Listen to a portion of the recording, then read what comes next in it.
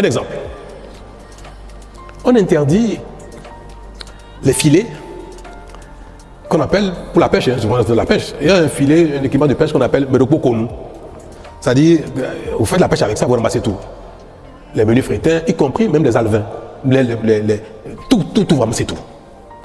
Et quand on utilise ces genres d'équipements, on appauvrit le plan d'eau, le cours d'eau.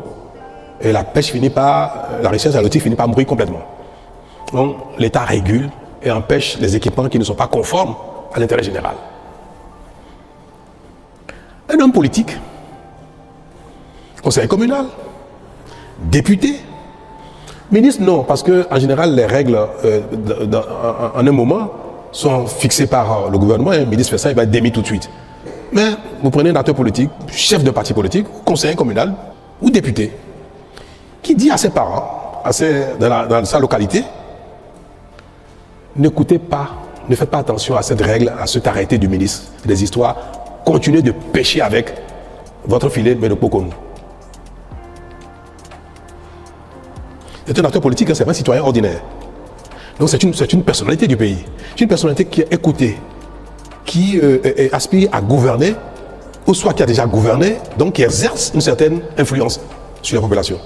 Et il appelle les populations à ne pas tenir compte de ça.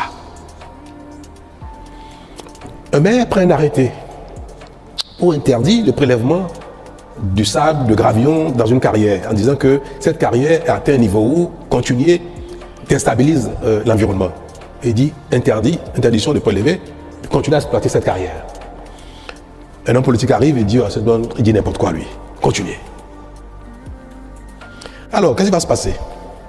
Si la personne continue, elle va répondre devant la loi après. C'est elle qui va payer, qui va sanctionner par la loi. Si le pêcheur continue d'utiliser son équipement de pêche et qu'il est confondu de cela, c'est lui qui va être pénalisé.